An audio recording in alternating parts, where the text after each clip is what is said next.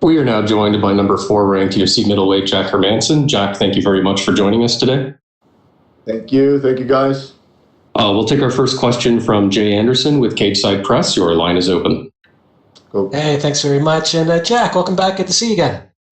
Thank you very much. Good to be here. Absolutely. Different circumstances these days. So I'm wondering if we could start just with you giving us your take on this roller coaster ride of opponents. Obviously, Till, then Holland, now Vettori. Yeah, we started off with Till, and I was super happy with the matchup. Darren Till is a great opponent and a big fan favorite. And I felt like the training was going super well for him. Very, very good specific training. And then he injured himself. And like 4 weeks away from the fight, I was going to fight Kevin Holland. Started to train for him. And then like 1 week from the fight, he gets COVID, and now I'm fighting Marvin Vettori. And what can I say? You just need to adapt to the situation and do the best out of it. It's out of my control, but I'm here in Vegas to fight, and I'm happy with the matchup with Marvin. With all the cards that we've seen recently impacted by COVID-19 positive tests, not to mention just your usual injuries and everything, in the back of your mind, did you sort of wonder, hey, maybe my fight will be one that's hit? Did you ever kind of wonder if it would wind up like this?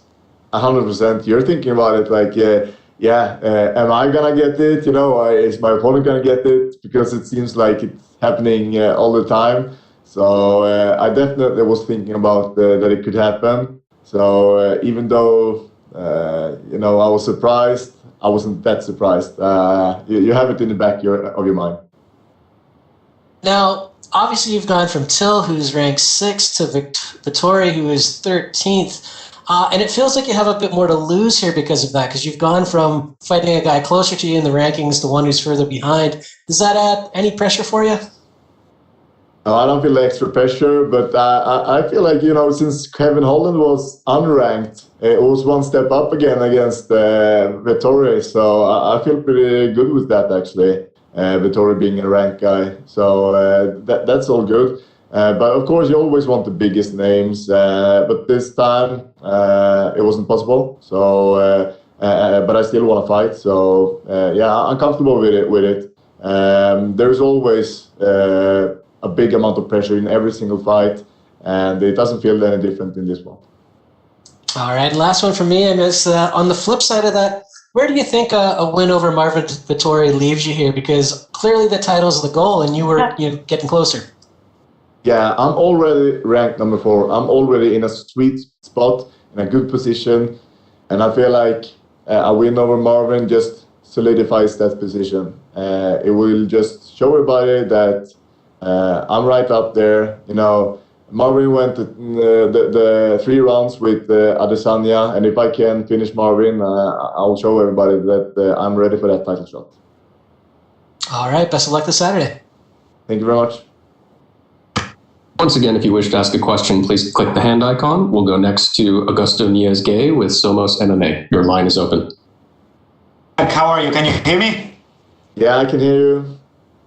Awesome. Jack, after this crazy couple of weeks with the change of your rivals and all that, how do you manage to keep that smile on your face? Because during this whole week on your social media, on your YouTube channel, and on interviews, you have never stopped smiling, man. So what's your secret? Yeah, I wasn't born with many talents, but I was born with a big smile. And I think it's very hard to wipe that off from me. It doesn't matter what is going to happen. You probably will see me smile on the day I'm going to die. That sounds great. And Jack, from the 3 fighters, Till, Holland, and now Vettori, who do you think is or was the best matchup for you?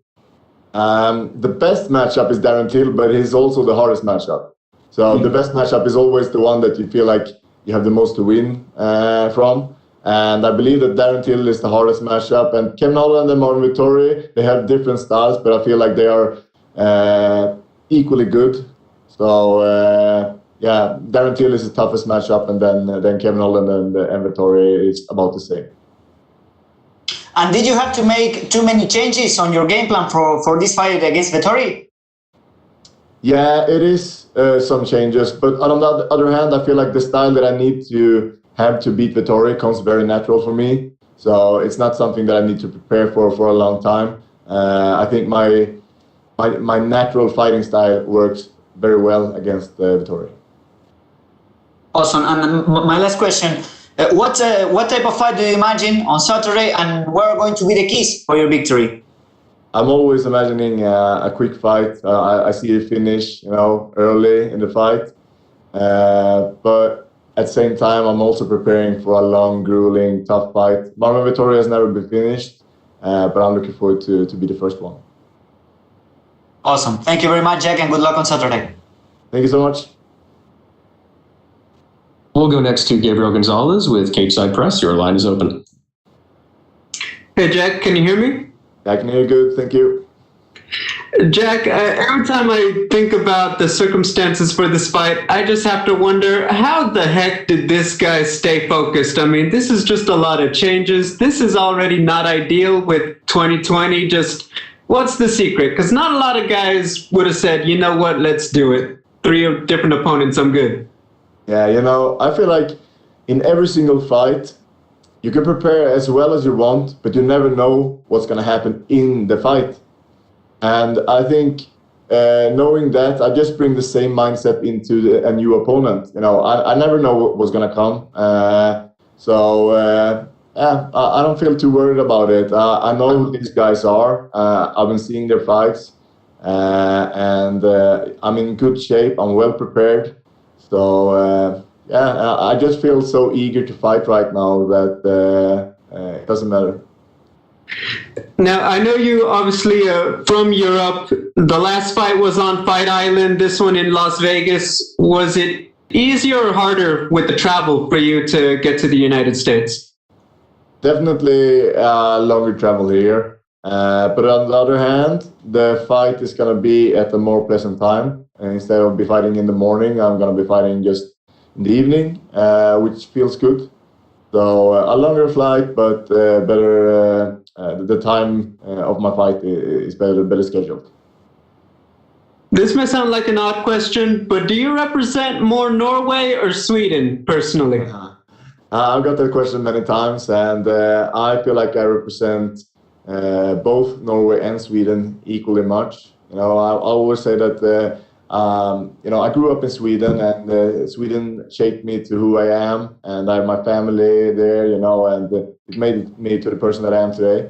But at the same time, my whole MMA career has been out of Norway, so I feel like I really need to represent those guys that gave me the life that I have today. I asked that question because there's a newcomer to the UFC who also represents Sweden this year, who's done work at middleweight, and that's Khamzat Chimaev. I mean, is there a little bit of, like local rivalry perhaps down the road, do you think, with him to both represent Sweden? What do you think about that down the line? No, I don't feel any rivalry with Khamzat yet. I feel like he's still climbing, and he's fighting in 2 divisions, and I feel like he's more of a natural welterweight, and I believe that he will, most of his career is going to be in welterweight. That's really my belief, even though he does a couple of fights in middleweight. So I don't see myself going up against him in the nearest future, but should we meet along the line when it comes down to the title or something like that, I'm up for it, man. But I don't feel any big rivalry with Khamzat. We have been training together and we have common friends, so we get along well. My final question, has anyone been able to get you some noise-canceling headphones at the hotel? The thing was that when we traveled and my headphones were left at home, my coach actually was nice to me. He came to me during the flight, and Jack, here is my headphones. You can borrow them.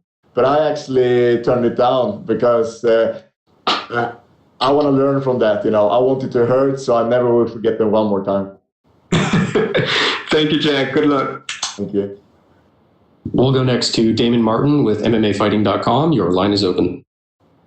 Hey, Jack, you talked earlier about your willingness, to kind of take on any opponent the UFC threw at you. And you kind of were in a little bit of a similar situation when you took the fight with Jacare, when he accepted a fight with you, kind of on short notice when he had a different opponent. Do you feel like more fighters should have that kind of willingness? I mean, obviously you're not going to speak for other people, but do you feel like there should be more of a willingness? Because you hear so much these days about, I don't want to fight this guy if he's not ranked ahead of me. Yeah, it really depends on the situation of the fighter. There's so many different situations, and some fighters they need to get what they deserve as well, and so I can't talk for them. And I know that me myself after this fight, I'm not going to be interested in any fight at all. I want a big fight after this one. So you need to be willing to fight, but I can understand that people are picky sometimes. But let's be honest. When I lost my first opponent here, even people below me in the rankings were turning down the fight with me, and that's a different story. Well, you almost picked out my next question. When you originally released your statement about Kevin Holland was the only guy willing to face you, I could kind of sense a little bit of frustration that some of the other guys in the rankings wouldn't fight you. Now, obviously, injuries and time. I understand all that, but was there a little bit of disappointment or frustration that some of those guys, didn't want to take this fight with you, especially with it being a main event, all those kind of things? Yeah, it was a little bit frustrating at first, but then when I accepted Kevin Holland, you leave that behind and you don't think about it anymore. But then I got a new opponent, and he has a number beside his name, so that's all good. So definitely some frustration in the process there when I had to accept Kevin Holland to get a fight. I know MMA math never really works. You beat one guy, another guy beats another guy, and suddenly you're better than them. But considering the way you were able to go out there and do what you did to Kelvin Gastelum, and now you're facing a guy who went to split decision with the champion, Israel Adesanya, is there a little bit of motivation to not necessarily say you have to tap him out in the first round, but if you could finish or put on a really strong showing against Marvin Vettori, do you feel like you are, starting to build towards that eventual showdown with Israel, considering you would kind of have taken out a couple of opponents who were really tough for him? Yeah, absolutely. And I feel like if I finish Marvin Vittori, I'm going to do something that nobody else has been doing. And I've done it before with people that never was finished, and I feel like I'm gonna pull it off this time. And if I do, I definitely feel like I will show everybody that I'm on that next level, and I do deserve to fight. And last one for me, of course, if everything goes well and you win on Saturday, you mentioned you want the big fights. I imagine the Darren Tills, the guys who are right around you in the rankings who would officially earn you a title shot, but. What are your thoughts on the middleweight division right now? Because Israel has been a phenomenal champion, but we know everything looks like his next fight is going to be a light heavyweight, which unfortunately kind of puts the middleweight division on hold for 6 months, could be a year, depending on when he actually would fight Jan Blachowicz. Is there any disappointment in that, or you kind of like you wish that the champion would just stay in the division? Like, how do you feel about that? Because ultimately, that can affect your future. Yeah, I can like it if it turns out to go well. If he will fight Jan in the first half of next year, and then he will defend his middleweight belt in the end of next year. That would be all right. Especially if he wins, then he becomes the undefeated double champ. I would like to fight a guy like that. So I'm hoping he can pull it off, and that he will be able to fight in middleweight next year already. Thank you, Jack. Thank you. We'll go next to Rodrigo Tonori with AG Fight. Your line is open. Hi, Jake. How are you? I'm good. How are you doing? I'm great. Thank you. The UFC changes your opponent 3 times. How did you prepare for this fight against Vettori, especially the mental part of the game? Yeah, I have known about Vettori for some time, and you're always imagining fighting different guys in the division. So I have imagined myself to fight him. And I just feel like my style of fighting match up really, really good against Marvin. So it doesn't worry me actually. I just feel super mentally right now, and I feel like I could beat any fighter in the world on Saturday. Like you, Vettori is a solid fighter. Do you prefer keep this fight with him on the feet or on the ground? What do you prefer? Well, I would prefer to have a mixed fight. You know, I believe that I can hurt him both on the feet and on the ground, and I'm sure you will see both of it. What did you think about the super fight between Adesanya and Blachowicz? Was it the right time for this fight to happen? Yeah, you know, it all depends on how it's gonna turn out. If he's gonna lose, you know, and be gone from the division, lose his hype and everything like that, it might have been a bad choice. But if he can pull it off, you know, it's gonna do great things for him, and I would definitely like to fight the double champ. Yes, thank you, Jake. Good luck on Saturday, man. Thank you so much. We'll go next to Cote Cruz with Ford Win Podcast. Your line is open. Thank you, sir. Jack, how you doing, brother? Do you hear me? Yes, I can hear you. I'm doing very well. How are you? I'm doing fantastic. Thank you for being here. Thank you for your time. Of course. Well, you previously took a fight on short notice, saving the main event where you beat Jacare in impressive fashion, allowing you to enter the top 10 of the division. Now things are a bit different. Are you still interested in taking fights on short notice? And how does it feel to be in the fourth place in the rankings, a few wins from a title shot? I can take a short notice fight if it is the right fight, you know. And with that, I mean, like right now, a title fight. Should anything, you know, happen, I could step in. But on the other hand, I feel like I'm just around the title fight myself. So the thing is that it's different when you're working your way up, and we are getting there. Right now, I'm enjoying my spot at as ranked number 4, and you know, go through the top 5 has been a goal, and now I'm inside of there, and now it's just one more goal, and that's to become the best. 3 of your 4 last victories were wins by submission in the first round.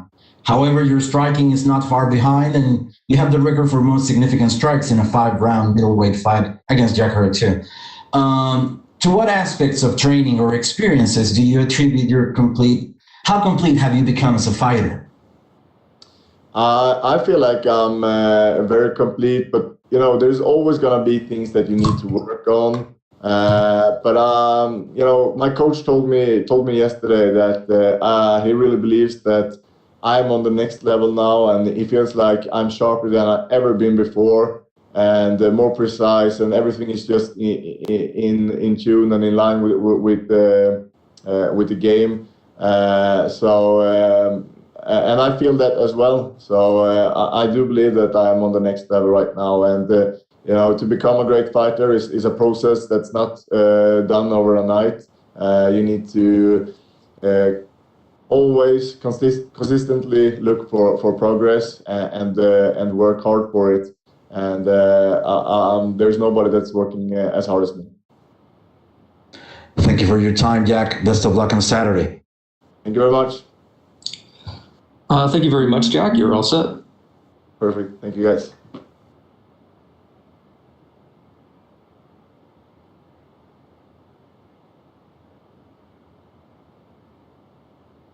And we will be joined shortly by UFC light heavyweight Ovince and Preux.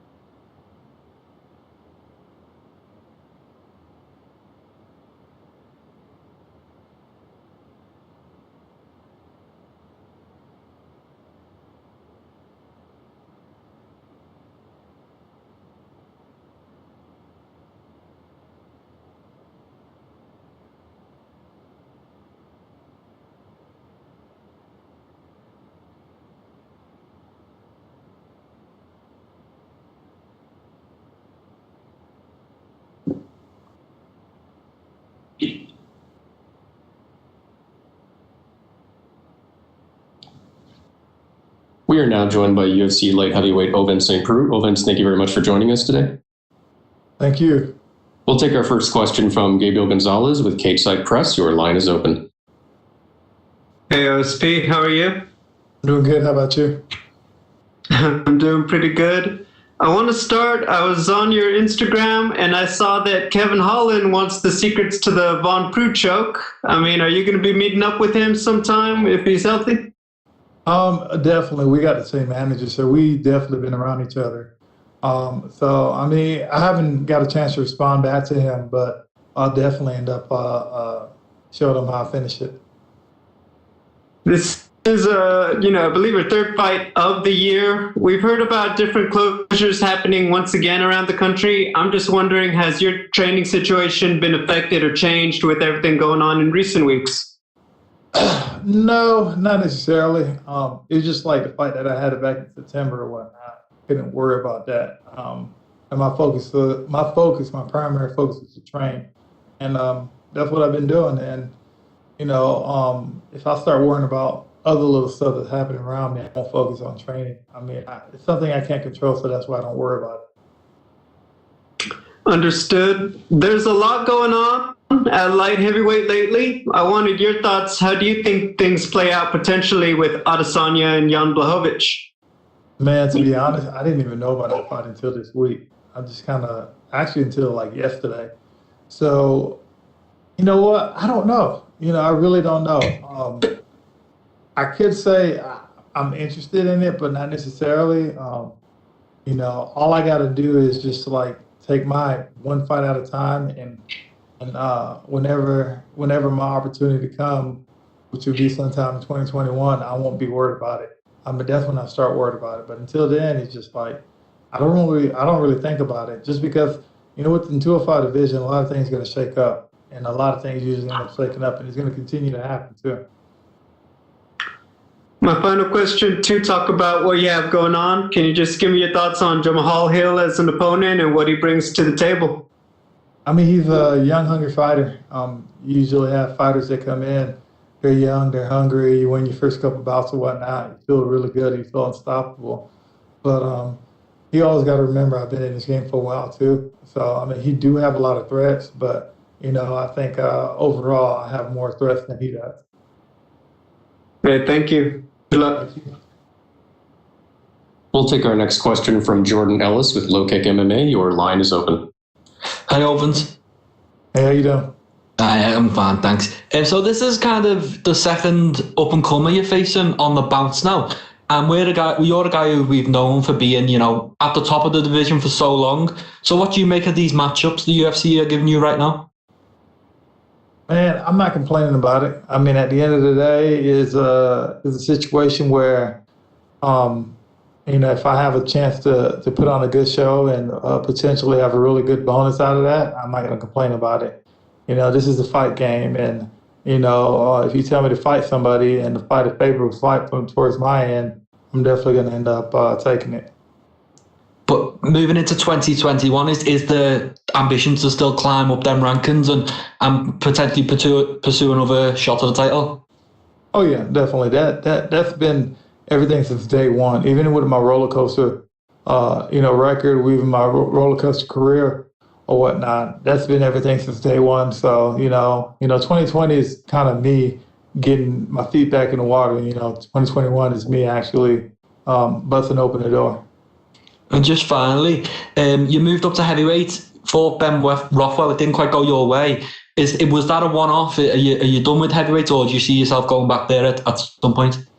It depends. If the opportunity presented itself, I'll do it again because it was fun not to cut weight, but it was a little different because some of the shots I put him down with, like most light heavyweight would have stayed on the ground. You can see that from my last fight. But like I said, it was a good learning experience, and would I do it again? Definitely. Okay, thanks for your time. Good luck with Fight Night. Thank you. We'll go next to Damon Martin with MMAfighting.com. Your line is open. Hey, Ovince, kind of following up on an earlier question about facing the up-and-comers. 2 fights ago, you fought a guy who was undefeated coming into the UFC, had picked up a lot of wins in a row, and you obviously submitted him. Then your last fight, Alonzo Menifield had a bit of hype behind him. You knock him out. Is it kind of fun, facing the young guys and kind of being that first blemish on the record, so to speak? Because obviously here you got Jamahal Hill, he's undefeated, but you are kind of a big step up in competition for him. I mean, definitely. I don't know. It's just like for some reason, at times I think out of the 205 division for up and coming guy, I think I'll be one of the worst guys to actually go in with. But, it is what it is. Some guys feel like they have it, and some guys want to jump into the top. But it's different, man. This game is different because you got guys that have been around for a while like myself, and you got the experience level behind it. And there's not only that, just, experience being in the cage with, like, top-level guys and whatnot. And these guys are coming up. Yes, I mean, anything can happen within a fight, but the circumstances between that fight with what I got going on, with what I've been through fighting-wise and whatnot, is going to make it a lot more difficult for him. And, I mean, every time you look at the outcome towards the fight or whatnot, it's leaning towards my way very, very much so. And what's crazy about it, too, is, like, even the odds right now got me actually the underdogs. And it's funny because I think the Vegas odds, when they doing their odds or whatnot, they're looking at a guy with an undefeated record. Yeah, I mean, it necessarily don't mean anything. I've been wild for a while. It's the same thing. My last fight, I was underdog. Apparently, this fight, I'm the underdog too. So it works in my favor. Does that bug you at all, though, that, knowing the work you put in and the guys you fought and beaten and you kind of faced the who's who of this division for a lot of years, and you have wins over so many of them, is it frustrating that maybe you're not getting the respect you deserve, going into some of these fights? No, they just don't know any better. I mean, a lot of times when people look at, people kind of relate it to boxing. They'll be like, this person's going to lose because, this person is an undefeated boxer or whatnot. The mixed martial arts is completely different. If you stay in this game long enough, you're not going to be undefeated. It's point blank. It's really hard to be undefeated because, that day is going to come when you catch an L. But even in this 205 division right now, if your talent level, if you just coming in and you want to jump right on top and start fighting the top guys in the division, it's not going to take long for you to get that first L. Is there some excitement, though, about, the growth of the light heavyweight division? Because for a lot of years, it was basically 6 or 7 guys at the top, yourself, Glover, Ryan Bader when he was around, John Jones obviously at the top. And then you had like a lot of guys who were just kind of behind you who could never really get into that top 6 or 7. Now we are seeing a lot more young, up and coming, light heavyweights. The division is kind of filling out. Is there some kind of fun to that, knowing light heavyweight is actually growing and getting bigger? Because again, for the longest time, it felt like we had like 6 or 7 top guys and then just, a lot of kind of no names. Well, the reason you had 6 or 7 top guys because they knew how to correct that margin of error. What I mean by that is, I tell people a lot of times, when I was first coming up, I think my first 5 fights in the UFC, I was like 5-0. And, when that happened, it's cool. But when you start hitting the top 15 or whatnot, you'd be like, okay, that was a little work for me right now. The top 10, you start hitting that top 10, you'd be like, okay, these fights are going my way, but in more of a decision type of win. Or, I got to put a little more effort towards this win. But when you get in the top 5, to be honest, man, that margin of error is small because every time that window of error is small. And if you mess up, they'll capitalize on that. I mean, the best example I can use on that is if you watch Glover. That's what Glover does all the time. When he fought Anthony Smith, Anthony Smith had him hurt. And when he just kind of waited his turn and ended up beating Anthony Smith. Same thing with his last fight when he fought Taila Santos, same thing.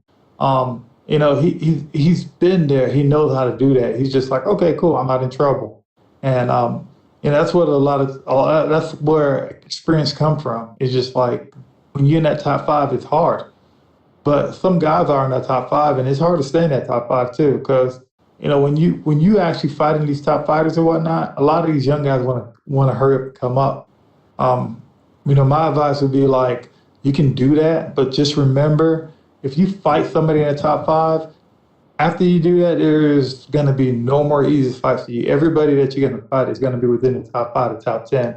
And that means every single time you're going to have to be scratching, crawling for everything. So these people don't understand. Like, I like where I'm at, but when 2021 come around, I'm hitting the doors full running because I've been there before and I know what to expect. So I'm good. And last one to that point, if everything goes well on Saturday and you beat Jamahal Hill, when you look at the division, you mentioned a guy like Anthony Smith, who was on a couple tough losses, got a big win this past weekend. Is that kind of the idea, not Anthony Smith necessarily, but is that kind of the idea after this? Like, obviously you're going to fight who the UFC puts in front of you, but would you like to see more established names? Not necessarily have to fight the number one guy right away, but is there a part of you that feels like you want to fight more established guys after this one, after you kind of have, three prospects in a row kind of, in your last 3 light heavyweight fights? Man, yeah, but at the end of the day, like I said, for me, I'm an entertainer. I'm gonna get up there regardless, regardless whether it's you feeding me these newbies or you putting me out there with some of the top contenders. And to be honest, some of the top contenders too is just like, it just depends. A lot of guys play smart or whatnot.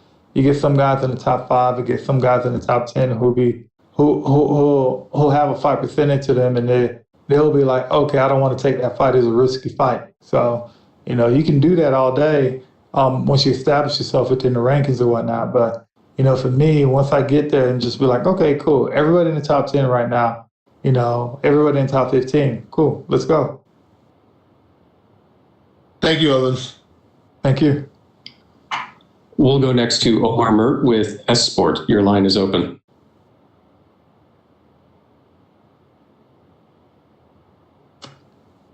Ovince. Well, my question is, a possible win against Jamahal Hill, an undefeated guy, how may it affect your chance on contendership, like on your spot on the rankings? That's something I'm not thinking about right now. All I'm thinking about is pretty much getting my hand raised at the end. The thing about the UFC, even with the rankings, the UFC don't really care about the rankings. They like guys putting on shows. So if I go out there and put on a show, that's all that matters. And I think that's one of the reasons I've been one of the, deactive light heavyweight. So, as long as I put on the show, I'm pretty good. I'm not worried about the rankings right now. What do you think, how, without John Jones on the picture, how many wins it takes to the title shot for you? How many straight wins? To be honest, I don't know. I'm thinking either, 3, 4, or 5 wins. But like I said, at the end of the day, it's just me doing one fight at a time. I don't like thinking multiple fights ahead of time. That means I'm not focusing on the task at hand. So as long as I have this one fight in front of me and I keep on going that way, I'll be fine. So last question, you are 37, and how long do you want to keep it going? To be honest, I don't know, man. My last fight, I felt amazing. And this fight, I'm feeling dandy the same way. It depends. I'm taking care of my body pretty good. So as long as I can keep going, I'm going to be one of the guys that, I'm not going to quit the game unless I know I need to. Even when I played football, people were telling me, why'd you quit playing football? And I was like, I never quit playing football. Football quit on me. With mixed martial arts, it'd be like, I love this game. I'm not going to quit on mixed martial arts until mixed martial arts quit on me. But I'll know when my time comes too. Thank you, Ovince. Thank you. We'll go next to Gabriel Gonzalez with Cage Side Press. Your line is open.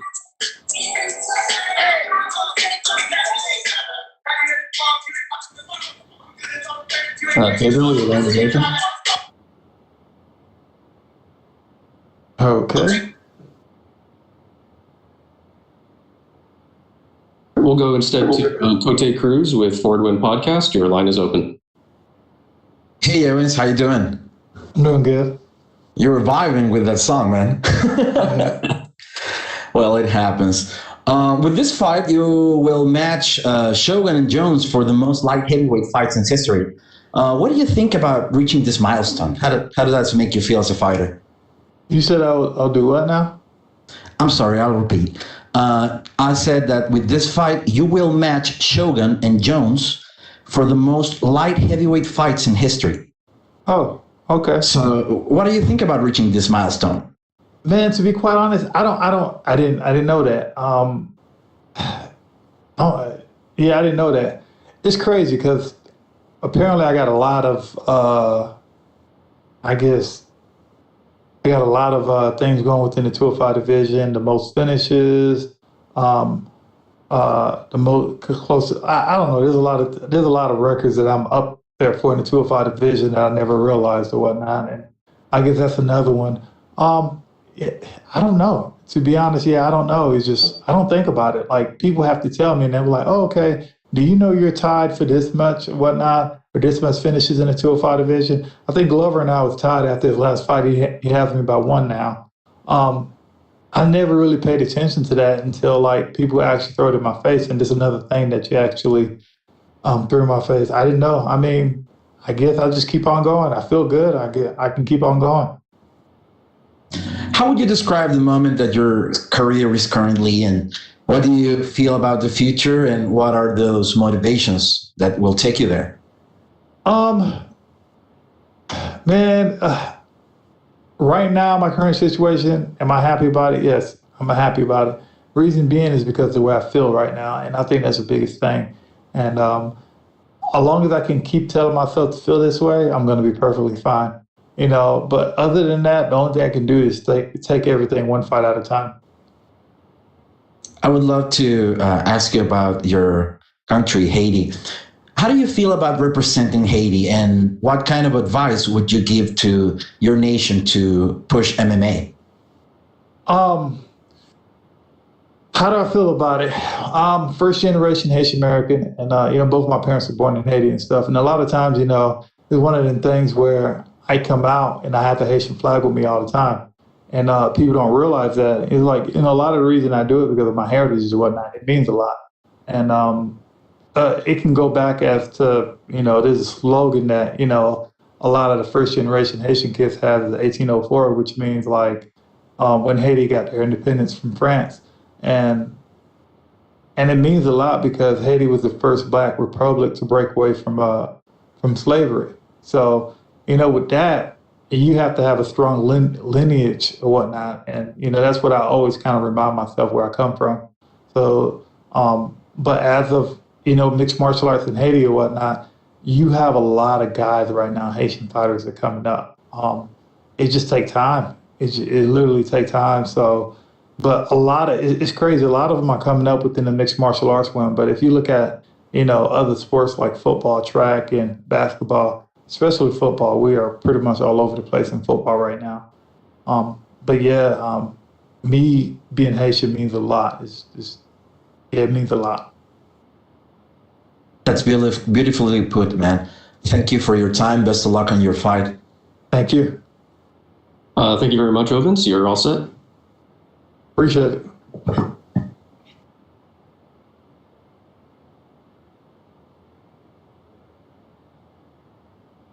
And we will be joined shortly by Montana De La Rosa.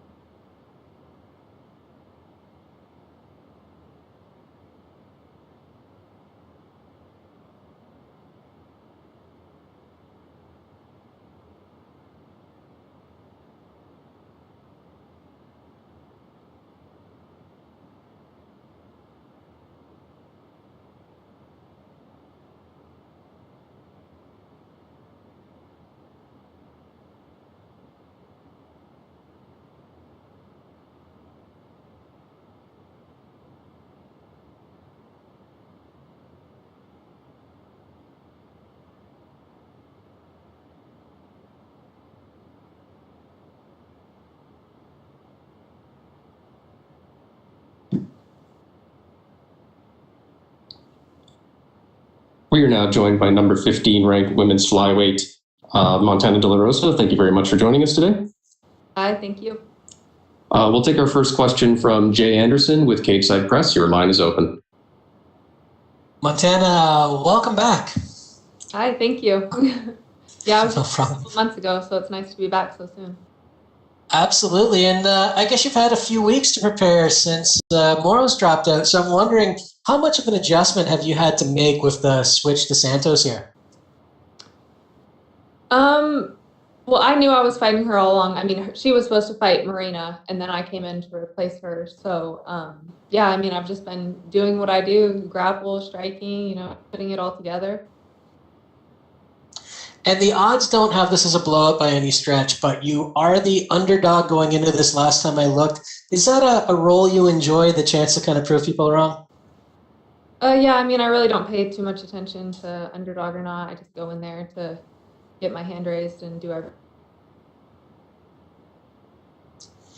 And like you said, this is your second fight back. It wasn't too long ago. I mean, this being your second fight during the pandemic, do you feel a little more prepared now in terms of what to expect with the COVID testing, the safety protocols, and even the empty arena? Oh, yeah, it just feels like another day in the office. Like, it's nice to get back in there so soon because I do know what to expect. Visualized all of it, so it's just another day for me. And last one for me, I mean, now that you've been through it, did you find that you liked fighting without the fans? Because I know some fighters say they do, others say they miss the energy. How was it for you? I liked it just because I could hear my coaches very well and I could just kind of focus in instead of like listening to the crowd because sometimes those like boos get to you when you start grappling and stuff. So it's nice to just be able to hear my coaches. All right, well, best of luck this weekend. We'll go next to Omar Mert with Esport. Your line is open. Hello, Montana. Hi. Your Ultimate Fighter class established the division, and actually Shevchenko take over after you. And is there anyone from that Ultimate Fighter class, or do you think you can take Shevchenko down from her throne? Shevchenko down? Sorry, can you ask that one more time? Do you think from your Ultimate Fighter class, someone from your Ultimate Fighter class can take Shevchenko down? Yeah. Or you can take her down? Yeah, I mean, I think, I've been training with Lauren Murphy a lot, and I think she's next in line for that title shot. I mean, I still have a ways to go to get up there, so I think she's definitely next in line, and she should be able to give her a good fight. And my last question is, you don't have any knockout win on your career. Will you go for the way you used to finish the people, or will you try something else? You'll just have to see Saturday. I mean, I've been working a lot on my grappling, so I'm hoping to take it there. Thank you. Mm-hmm. We'll go next to Gabriel Gonzalez with Cageside Press. Your line is open.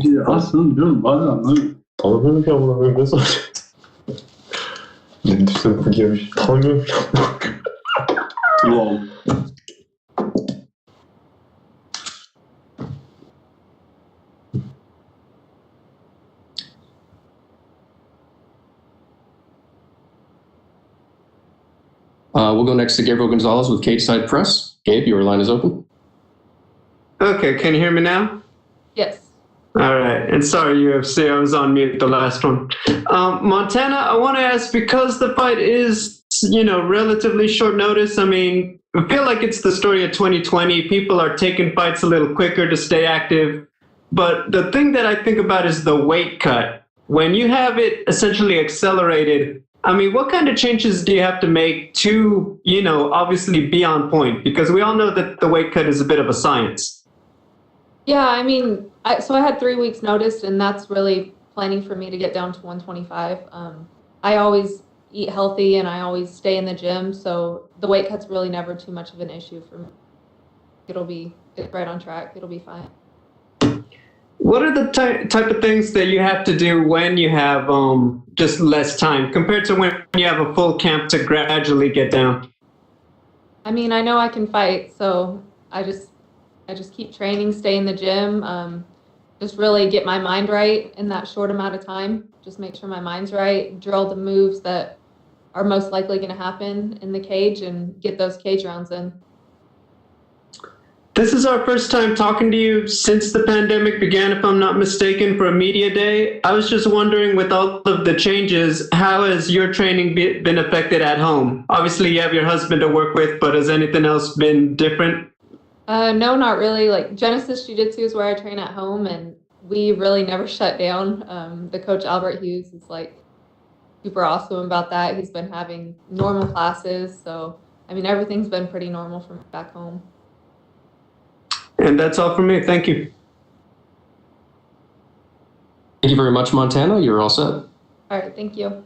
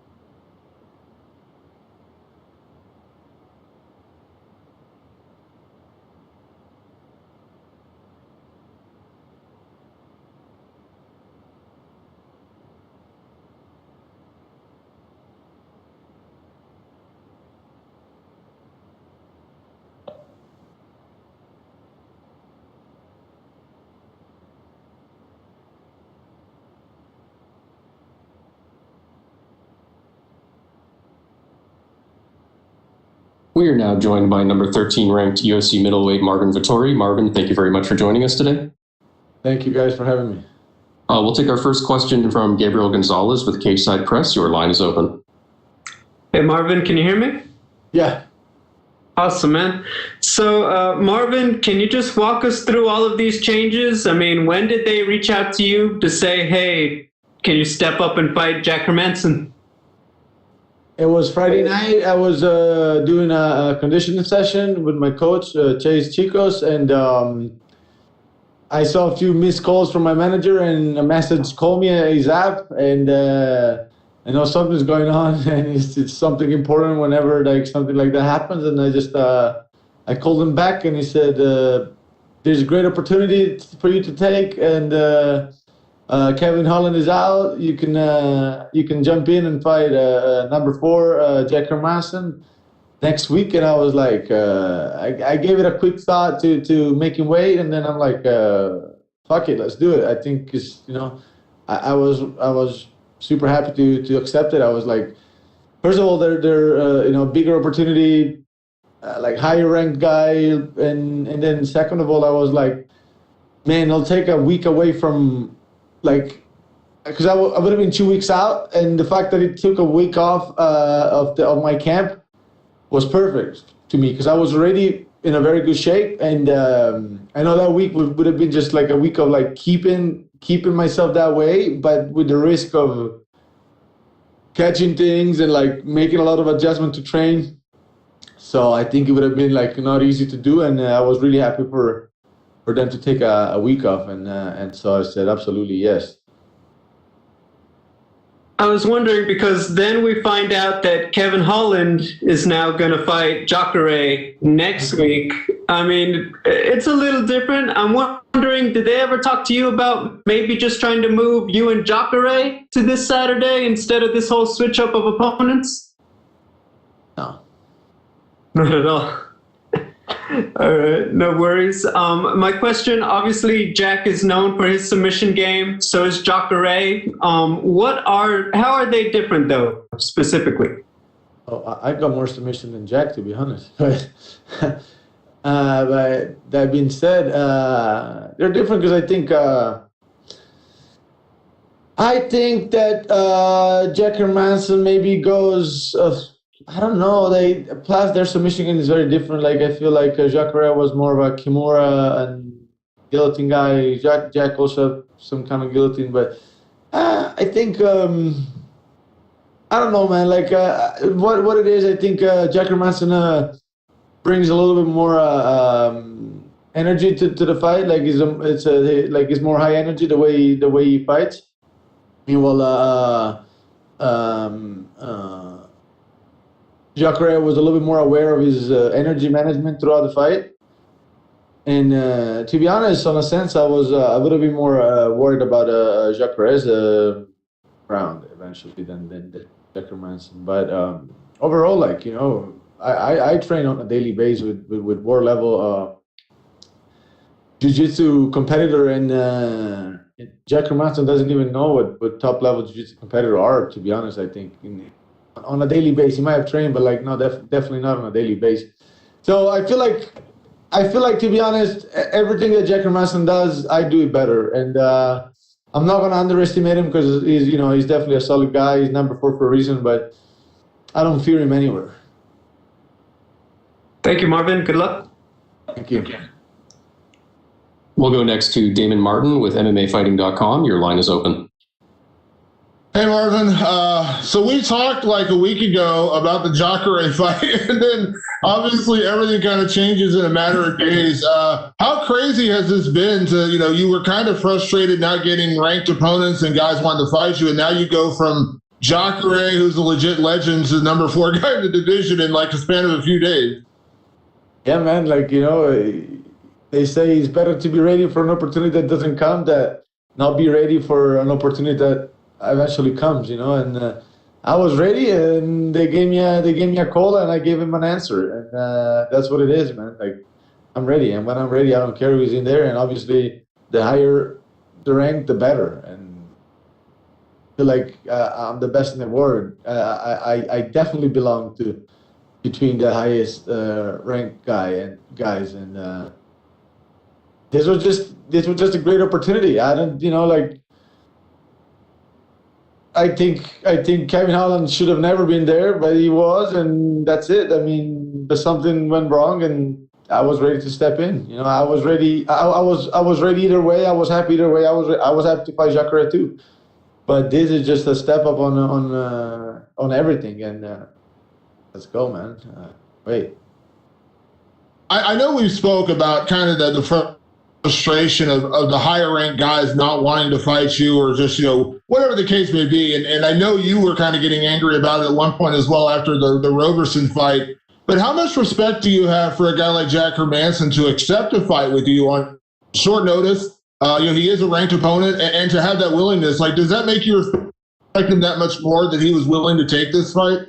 I respect him, but it's like saying, I respect somebody to do their job. It's like they're supposed to. It's just like they're just doing their job, and being in that situation, it's. I would have definitely done the same without even thinking 1 second, because with all the camp being done and with all the training, that's what I'm saying. Like, so many guys, they're willing to step away a week out. I don't know if they train hard. Like, whoever goes through a hard camp, 2-3 months of a hard camp, a week out, I'd fight Ngannou, man. Like, I swear. Like, I'll put my ass there. Like, whatever happens. But man, all those crazy training session, all those situations when things could go wrong and they actually go right, and you make it all the way to the fight, it's man, you have to keep going, and then whoever they put you in front, you have to accept. So I definitely respect it, but at the same time, he's just doing his job, to be honest. You mentioned it with Jacare. Coming out of the Roberson fight, there was a lot of bad blood there, and Jacare, you had nothing but respect. It was just a fight, a chance for you to up yourself in this division. Would you say it's kind of the same thing with Jack? I don't think he's had a bad word to say about you. This is just competition, but would you say it's a similar thing here, where it's just a fight for you? This is a chance for you to get in that top 5 rankings. Yeah, but it's no. I feel like with Jack, I mean, I got nothing against him, but it's I don't know how can I explain it, but it's like we came up together on a sense. Like we fought in the same show a couple times outside of UFC. I saw him coming up. He saw me coming up. We're both hungry, and I mean, of course, I don't have to disrespect him, but it's different. Like with Jacare, I had a little bit more of a, I don't know. And again, in the fight, nothing would have changed, but I'll go face to face and talk to him a little bit. Let's see what he's about, I know odds don't make fights. At the end of the day, you got to go in there and fight. But when this fight was announced right away, you were announced as the favorite. I'm sure you've heard this, people saying, a lot of people picking you to win the fight. Considering, what you've had to do to finally get these ranked opponents and things like this, does it speak to the respect that people show for you and your talent that, on short notice, number 4 ranked guy in the division, and you're the favorite to win this fight? I mean, I think it's there to see, but I feel like the general public don't know, because they love watching numbers. They love hypes and stuff and this and that. But I think it's there to see, But at the end of the day, like you said, they'll make fights, so I'll have to prove it. I'll have to go out there and raise to the occasion and just do my job at 100%. But yeah, man, I think, like I said, I didn't say just because. I really believe everything he does, I do better. So I feel these guys don't want to lose money, and they know it too, Thanks, Marvin. We'll go next to Augusto Niez-Gay with Somos MMA. Your line is open. Hey, Marvin, what's up? What's up, man? Marvin, both Jack and you have something in common, because both of you have talked about how hard it was to get opponents during this 2020. So although you will be facing each other, why do you think that people like you and Jack have so many issues to get fighters who want to fight with you? I don't know about Jack. I know about myself. I think a lot of times it comes down to this let's call it like risk reward ratio on whatever fight you go into, and I think the risk was way higher than the reward. My case, people see I'm hungry. People see they're not gonna get like a guy that. Like couple fights, he's really ready. One fight is so ready, and one doesn't even train for it. Like I always put everything into every camp, and I always show up 100%. I'm always hungry to win, and I don't think people like that. They don't like it. I mean, the risk is too high. Yeah, I understand you. And Marvin, did you have to make too many changes on your game plan for this fight against Jack? No, not really, man. They're both orthodox. They fight a little bit different, but like the way I train, we train to make adjustments. We also train to make adjustments. Obviously, like good fighter is able to make adjustments, and even in the fight. So it's just they're both orthodox, both mainly grappler actually, and. Little changes here and there, but like really little. Like the moment I'm ready for anybody. Awesome. And what do you think will happen if you get the win on Saturday? Where should you appear on the middleweight rankings on Monday morning or Tuesday morning? Well, I'm really focused on Saturday. I don't think about it after too much, but I should definitely be on the top 5. And every time they talk about title contention. My name will be mentioned. I'm sure about that. So that's where I will be, and the rest will play out itself. And do you think that UFC will make you face someone else for the number 1 contender spot in case you win, or you should be the next title challenger? We'll see. But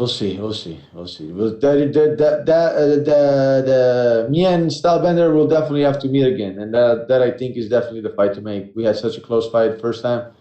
I think I won. He thinks he won. Either way, he has to run. He has to be run back, and that's fact, and that will happen. So. We'll see. If this is going to happen right away, great. If I have to put somebody else on my record, that's fine too. I'm a man of my word. Like if this situation, like I've been calling out people and telling them that sometimes we have to fight, even if the fight is not the one that we've been after a while the fight that we've been wanting forever is not coming up, and I'll do the same. Like if they tell me that I have to be out, like if they make me wait forever to get the title shot or something, I'm definitely gonna get another fight in between. Okay, and talking about that, I want your opinion as a middleweight. What do you think about the possibility of Adesanya going up to the light heavyweight division to challenge Jan Blachowicz?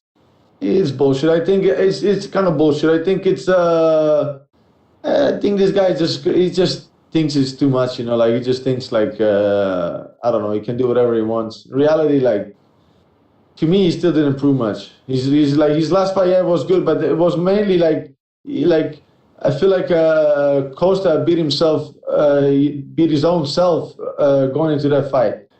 The fight before, he barely, on my eyes, was one of the worst title fight ever, and he basically lost against Yoromir, so it didn't really prove much. But the media, they're all over him, and the main thing, to be honest, I think there's not much of a great, hungry opposition in the top 5 at the moment. We got Robert Whittaker just coming out of win with Derek Kanye, saying that he's interested but really not, and he's just worried about he's just looking forward to just enjoy Christmas, which is totally understandable. But man, he was like October, November, like of course, like you can enjoy, but at the same time, man, if you're really about getting the title back, you should be hungry for it. And so that I think like number 1 contender is not that hungry anymore, and opposition, like strong, real, hungry opposition is not there. And after Saturday, there will be. So he better stay and not play around, going around like heavyweight, this and that, or not gonna go into that, but like, or stay and face me. Okay, awesome, Marvin. Thank you very much, and good luck on Saturday. We'll go next to Omar Mert with S Sport. Your line is open. Marvin. Yep. Do you think this win, if you win, this win will be enough for you to rematch with Adesanya, or you have to win another one? I just said that, buddy. And if you can't get Adesanya, let's say, who is the best matchup for you? Or Costa or Cannonier or Whittaker? I like. I think Costa is a very good matchup for me. But yeah, either of them, it's good. I like all of them. Okay, thank you. Good luck on Saturday. We'll go next to Jordan Ellis with Low Kick MMA. Your line is open. Hey Marvin, I'm just curious, as when Darren Till initially pulled out, was this fight ever an option? Did it ever come up that you might be able to fill in then rather than them go to Kevin Holland, who's outside the rankings? No, right away they didn't. No. And in terms of you and your team, to fight Jacare, so I had a fight. So was you dead set on doing that fight when you seen them going outside the rankings to get Kevin Holland? Was you not kind of telling your team that I would love this opportunity? I was just like, man, how, people are on Kevin Holland, and I'm like, these guys shouldn't be there. But I was like, yeah, well, I really object, And as because if Kevin Holland gets ranked that high, it's just a shit show. Like, why I kind of laughed, but I was like, I got to give him that he's active, that he keeps fighting and whatever, man. Like, these times are a little bit weird, but it was a little bit funny to me. But I was not angry. I was not like upset about it because I had a fight. I was happy about fighting Jacare, man. Yeah, and as a guy who's been kind of chomping at the bit to get these big fights for quite a while now, what did you make of it when Hermansson's coming out and saying, 5 ranked guys have turned me down, and then he has to go outside the rankings to get anyone to step up and face him? Wait, what? What did you make of Hermansson saying 5 ranked middleweights turned him down before Holland had to step up? I don't know about it. I haven't read about it. This shit happens, man. This shit happens all the time. Like it happens. I don't know why. Like it happens. Like either time. Like nowadays, some people are just like I called them before on a tweet. They're campers. I don't know. They set their head on one guy that I think they match up perfectly with. I don't know how they think. It really amazes me how the hell they do it. But that's how it is. Like they just set themselves on one guy or 2 guys, and they want that guy until that happens, and then that's why I don't know.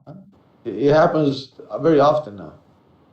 And just finally, what does it mean to be representing Italy in this, main event on Saturday? It's amazing, man. It's amazing. I'm the first guy to main event a UFC show for Italy, and I know already that Saturday I'm making history already, so it's awesome. I want to make it a memorable day, and I know the moment I step into the cage, I'll step with the support of Italy in there, and it'll be massive. Well, congratulations. Good luck. Thank you. We'll go next to Rodrigo Tonori with AG Fight. Your line is open. Hey, Marvin, how are you? Good. Thank you. Marvin, on Twitter, you challenge fighters like Weidman, Anderson Silva, Jacare, and many refused to face you. Mm-hmm. Challenge against Hermansson, the fight you've been waiting for so long. It's massive. It's amazing. I love it. I'm soaking it all in. It's massive, man. It's massive. And I said it. It's all these years, 12 years of tears, sweat, blood, it all comes to opportunities like this, and you better be sure that I'm going to show up on Saturday. So I'm ready for war, and I expect none of the less. You gave to Adesanya a very tough fight, and both have evolved a lot. And now, what's your prediction if you face him again? I think I'll beat him. I think I'll overwhelm him. Like these guys goes in and they underestimate him somehow, or they get over their head to go in overconfident. Adesanya is solid. You have to pressure him in the right way, and I learned so much. I watched that fight long ago, and I realized that at that time I didn't know so much compared to what he knew, especially on the stand-up, and I still did so well just by instinct. And now that I see everything that he's doing, and I've been studying him for a long time now, it's going to be a whole different game. Now I feel like even on the stand-up, our knowledge of the stand-up, it's at least like how do you call it? We both know the same. I know what the things that he's gonna try to do, and I don't know if he's gonna know what I'm trying to do, but I definitely can see whatever he's trying to do, and plus I have a massive advantage of grappling, and I think it's gonna be a completely different fight. Yes. My last question for you, Marvin. Recently, you said that you want to be the first Italian champion in UFC history. When do you expect to fight for the belt, and after how many fights? Wait, what? Sorry. Recently, you said that you want to be the first Italian champion in UFC history. When do you expect to fight for the middleweight belt? After how many fights? Like I said, my focus is on Saturday now, but 2021 is the year, man. 2021 is the year. So either way, whatever happens, I'll get to the goal. I'll get to be the UFC champion in 2021. Thank you, Marvin. Good luck on Saturday, man. Thank you very much. We'll go next to Jay Anderson with Cageside Press. Your line is open. Hey, thanks very much. Marvin, welcome back. Just a couple of quick ones for you. You talked about it a little earlier. You and Jack came up on the regional scene, and you had that rivalry with Robertson. Do you fight better with a rivalry, with a little bit of a chip on your shoulder, with some fire under you? I like it, but there's fire in this one. There's a chip on my shoulder on this one, and like being the main event is that extra pressure. So there is.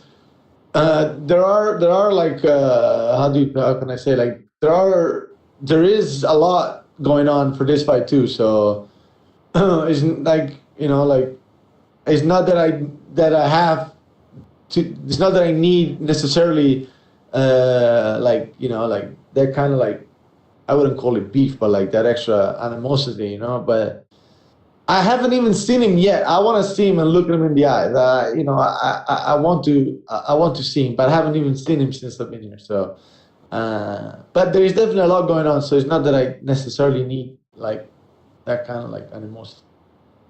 All right, and a guy you maybe do have a little animosity about that you spoke about as well, Israel Adesanya. Is there a worry from your part that he's going to hold up the division by going to light heavyweight? I'm tired of talking about Israel Adesanya, man. I'm just talk about me fighting Jack Hermansson on Saturday. I'm gonna, that's the focus right now. All right, man. Fair enough. Well, I wish you the best of luck. Thank you. Thank you very much, Marvin. You're all set. Awesome.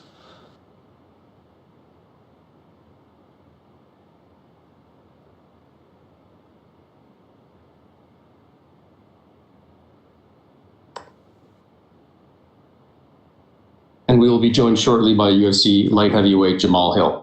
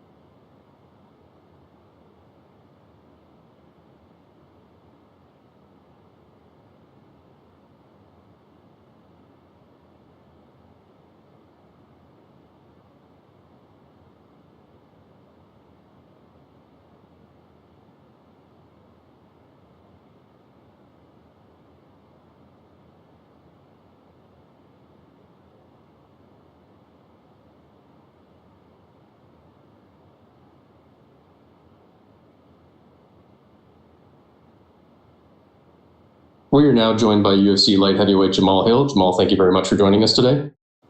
No problem. How you doing? We'll take our first question from Gabriel Gonzalez with Cape Side Press. Your line is open. Hello, Jamahal. How are you?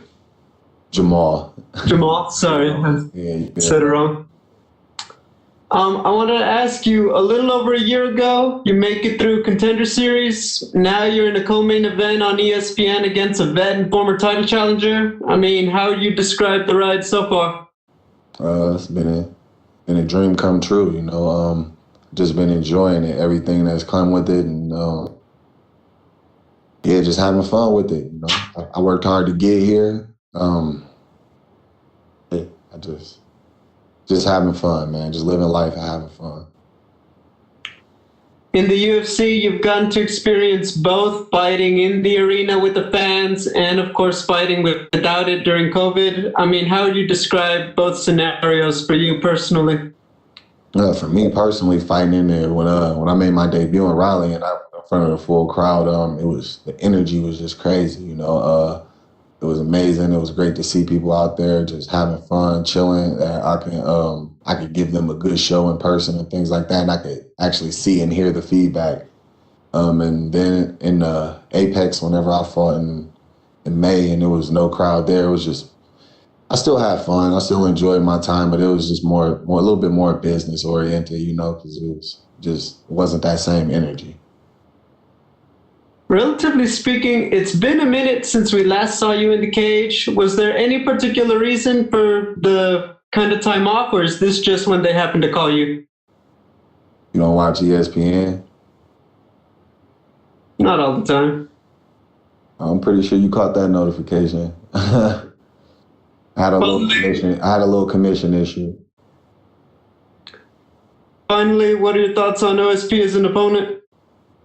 I'm excited to fight him. Who I knew for a long time back in the day, as long as a few years ago, whenever I saw him, I'm eventually gonna get there, and he's gonna probably be one of those tests in the way. So happy to get there to finally, you know, make that a reality and see what's cracking.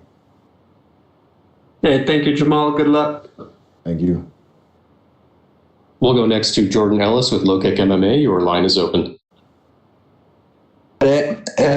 So your last fight, obviously, you look sensational getting the win, but unfortunately it was overturned due to that, you know, positive test for weed. As someone who's been through that whole scenario, how do you feel about them weed laws and how they can potentially change them moving forward? I think it's fucking stupid.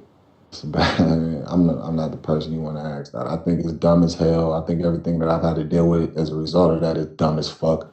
And I didn't think they need to focus energy on things that actually matter and not goofy shit like that. And when it comes to stuff like that, you've got this really impressive win, and then they take it away for something so minor. How's that from an athlete's point of view? It's extremely irritating. You know, it's something that I got to walk around with on my record, which, in fact, and just to clear the record, I did not smoke in competition. I had smoked 4 weeks before that. You know, I had competition before I even took the fight. When I took the fight, I stopped smoking immediately. And somehow in their test, it came back that my levels were too high. Even after the UFC did an investigation, tested my old samples and showed them the difference in the levels and everything, they still went ahead and decided to suspend me, fine me, put me through all this other bullshit. So it's annoying as fuck, bro. You know what I mean? But it is what it is, you know? I'm not going to keep looking back on it. I'm just pushing forward. You know, I got a good future ahead of me, and I'm focused on that. Yeah, and despite everything, you're ending the year on a really big high with the potential of becoming a ranked UFC fighter heading into 2021. How's that feel? You know, you've got OSP in front of you and a potential ranking, you know, this time next week. It's good. I'm excited, and I'm ready to just show what I can do. Get in there and have fun, just put on another show, you know. Got the best job in the world, to me, you know, so I'm excited to get back to work. Okay, good luck with it. Thank you. Thank you. We'll go next to Cote Cruz with Ford Win Podcast. Your line is open. Hey, Jamal, do you hear me? Yeah, I can hear you, bro. How you doing, sir? Good to talk to you. Good to see you. Good to talk to you, too. How about saying? Yes, you don't see me. That's okay. Imagine I'm just good looking. You will face one of the most experienced guys in the division. How do you feel about this fight, and what do you think a victory over OSP would do for you? I'm excited for it. I'm ready to go. I'm locked in. I put the work in like I always do, and it's just time for people to see who Sweet Dreams really is. I forgot what the second part of that question was. It's okay. I was asking you about what do you think a victory over OSP would do for you in your career? Gives me a ranking. So on to the next one. I'm here to take over. I'm here to dominate. It's just another step in that direction. The controversy between USADA and the consumption of THC continues to be one of the most talked about issues. You had to deal with this situation, and now it's Nico Price. What do you think? Because it wasn't USADA. Oh, I see. My bad. Still, what do you think about this, and what would you propose to stop these sanctions from being passed? I think it's bullshit. I think it's dumb, and I think it's a waste of resources. They could be focusing on other things. Weed is not a performance enhancer at all. It's just something that people do in their downtime just to chill, relax, and hang out. Some people use it, and it has medical benefits as well. But as far as fighters fighting, come on, bro. It's goofy as fuck, bro. I feel you. Well, you are undefeated, you are young, and you do very well promoting. So you're one of the hot prospects of the moment. Who do you find inspiration in? Who would you say are the role models for you in life and as a martial artist? In life and as a martial artist, I got three of the biggest ones standing right here in front of me now. My coaches, my team. These are the guys that I grind with. These are the guys that pour everything into me, give me their all. And yeah, man, they look out for me. They help me. They help me as a fighter, and not only as a fighter, as a man. I've been with these guys since I was 18 years old. So yeah, they played a huge part in shaping me and molding me into who I am. Plus, they're very great men themselves. I just I want to be like them. In many ways. And I also have, my parents, my mom, my dad, I have my brothers. Just a lot of people played a big part into me being the person that I am. Mr. Hill, best of luck on your fight. Thank you for your time, and we'll be looking forward to see you. Thank you. Thank you very much, Jamal. You're all set. All right, thank you.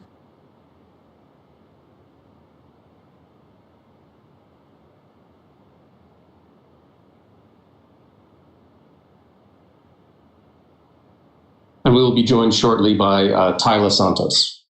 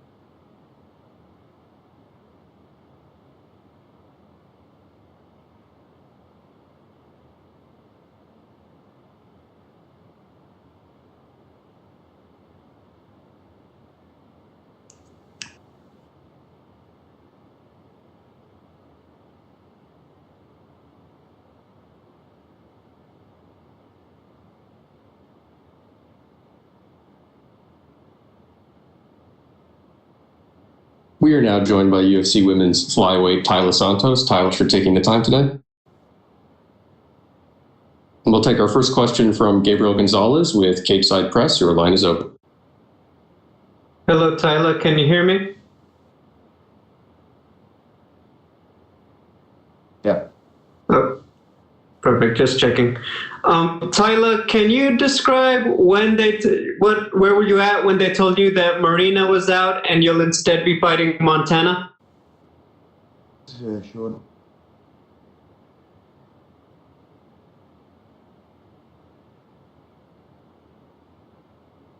Não deu muita diferença para mim, porque tá com a Molly também é uma coisa, tá com a Julia Roberts, a luta também, e a preparação continuou. Agora foi a mesma coisa. Quando mudou o adversário, a gente continuou o treinamento, a estratégia não mudou muito, ou ia ter praticamente o mesmo jogo, então para mim foi bem tranquilo. Said it was normal for her. She's used it already with the opponent's change. When she fought Maddie McCann was exactly the same. The opponent changed a couple weeks before the fight, and this time wasn't different. So she said it's not a big deal for her. How has the travel restrictions affected you? Was it easier or harder for you to get to Vegas than it was for you to get to Abu Dhabi and Fight Island? As restrições, foi mais difícil. Vegas ou... Não, aqui foi bem mais tranquilo. Sabe, a gente teve que parar em São Paulo, ficar no hotel, teve bem mais exame. Aqui foi bem mais tranquilo. This time was easier because when we went to Fight Island, she had to stay in quarantine in the hotel in São Paulo as well, and then after once again in Abu Dhabi. So this time was easier. She just had to get tested in Brazil, tested again here, and stay 24 hours in quarantine here. You've now had a couple UFC fights. Can you just talk about what it's like to now be in the UFC? I'm assuming you get a lot more attention than you did earlier in your career. What's that like? Agora que você já tem algum que é para você, tá?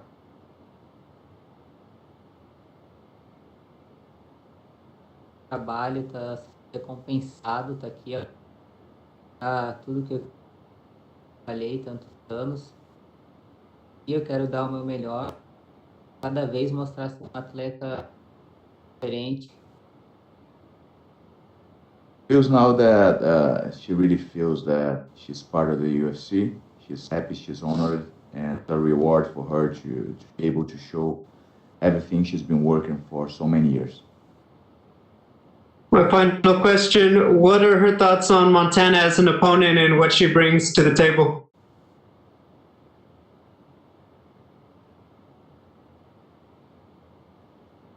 Montando uma atleta boa e ela que eu vi, por mais que esteja levando um atraso, ela continua de solo. A nossa luta vai ser bem interessante. She says that Montana is a very good fighter. She respects her very much because Montana got a warrior heart, so it doesn't matter if the fight's not going her way, never gives up, and she's always moving forward and always trying to bring it. So, looking forward to the fight on Saturday. Thank you and good luck. We'll go next to Diego Ribas Araujo with AG Fight. Your line is open. Alô, Thalia? Alô? Oi. Tá me ouvindo bem? Sim. Maravilha. A primeira pergunta que eu queria te fazer é o que você espera da De La Rosa como oponente, como você vê o casamento de estilos, né? Se você vê brechas que você possa adiantar no jogo dela. Como eu estava estudando a estratégia que a gente fez para a luta, né? Ela é uma atleta que vem para cima, apesar de estar levando um atraso ou não. E eu tenho certeza que ela vai vir querer buscar o jogo de solo, que foi o que eu vi nas lutas dela. E a gente fez uma boa estratégia para anular esse jogo dela. Certo. Você é uma atleta que, quando competia no Brasil, você fazia muitas lutas por ano, desde que você assinou com o UFC.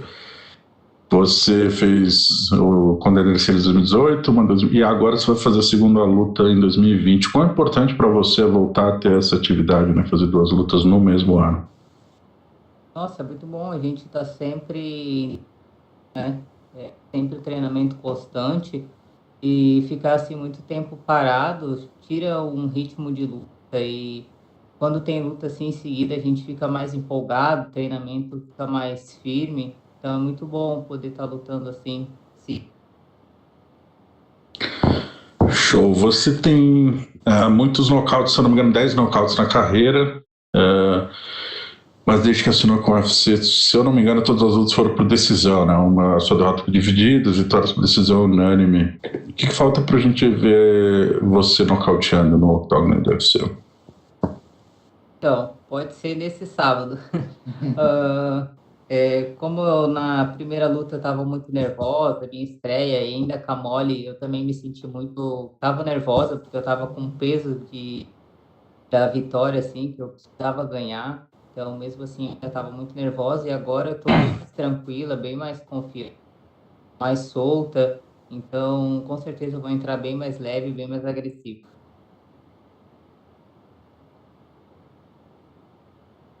Perfeito. Minha última pergunta é se o fato de você já ter lutado no octógono pequeno, quando você participou do Contender Series, se isso pode te dar alguma certa vantagem, essa experiência de competir num cage menor. Eu acho muito bom, porque parece que a gente está num sparring, num treino na academia. Fica mais confortável. Maravilha. Taila, brigadeiro, brigadão, era isso mesmo, pessoal. Valeu, meu irmão. Valeu. Thank you, guys. That's it. Thank you very much, Taila. You're finished. Thank you.